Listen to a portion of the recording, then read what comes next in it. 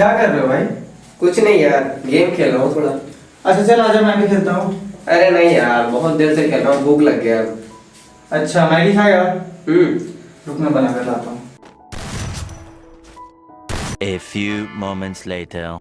ये ले भाई।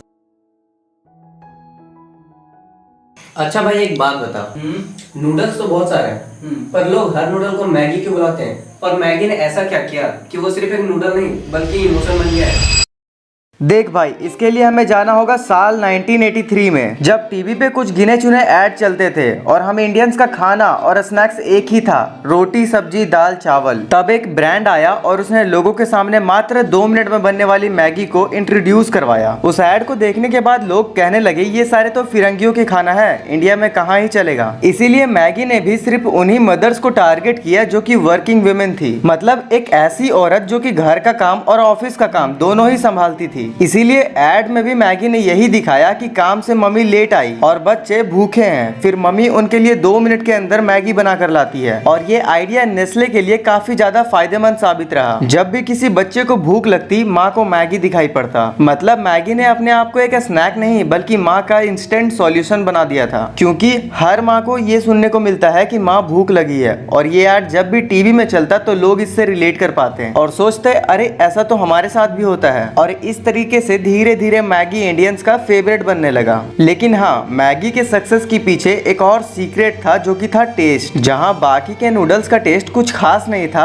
वहीं मैगी का टेस्ट थोड़ा चटपटा था, जिसको खाने के बाद लोगों को घर का खाना जैसा लगता था। इतना ही नहीं बल्कि मैगी ने अपना डिस्ट्रीब्यूशन ऐसा बनाया कि बड़े से बड़े मॉल से लेकर छोटे से छोटे चाय की टपरी पर वो आराम से मिल जाए। और 2010 आते आते मैगी 15.8 बिलियन की कंपनी बन चुकी थी। मैगी को ये शुरुआत से पता था कि अगर हम लोग मार्केट में डीपली नहीं घुसेंगे तो आगे चलकर हम लोग फेल हो जाएंगे। इसीलिए पहले तो उन्होंने अपना डिस्ट्रीब्यूशन इतना स्ट्रॉन्ग बनाया कि आज मैगी हजारों टाउन्स एंड सिटी में अवेलेबल है। और फिर उन्होंने सारे लोग के टेस्ट को वैरी करने के लिए अलग अलग फ्लेवर जैसे कि आटा नूडल, कुरकुरे नूडल और साथ में ही रीजनल फ्लेवर्स भी जैसे बंगाली झाल, मुंबईया चटक, सुपर चेन्नई जैसे फ्लेवर्स लॉन्च किए। ये रीजनल टच मैगी के लिए एक मेजर गेम चेंजर बन गया, जिससे हर रीजन के लोग अपने टेस्ट के हिसाब से मैगी को एंजॉय करने लगे। और सबसे बड़ी बात तो ये थी कि मैगी का मार्केट शेयर 80% तक पहुंच गया था। इंडिया के नूडल मार्केट में हर छोटी से छोटी दुकान से लेकर बड़ी से बड़ी मॉल तक मैगी का पोस्टर लगा हुआ रहता था। मगर मैगी का ये सक्सेस ज्यादा देर तक रहा नहीं, क्योंकि 2015 में एक ऐसी खबर आई जिसने पूरी इंडिया को हिलाकर रख दिया। उत्तर प्रदेश के एक लैब में मैगी नूडल का लीड लेवल को चेक किया गया, जो नॉर्मली मिलना तो चाहिए था 2.5 ppm, लेकिन उसका निकला 17.2 ppm। मतलब एक नहीं दो नहीं बल्कि 17 गुना ज्यादा। साथ ही एक और बहुत बड़ी प्रॉब्लम, मैगी के पैकेट के पीछे लिखा हुआ था नो एडेड MSG, पर टेस्ट करने पे MSG पाया गया।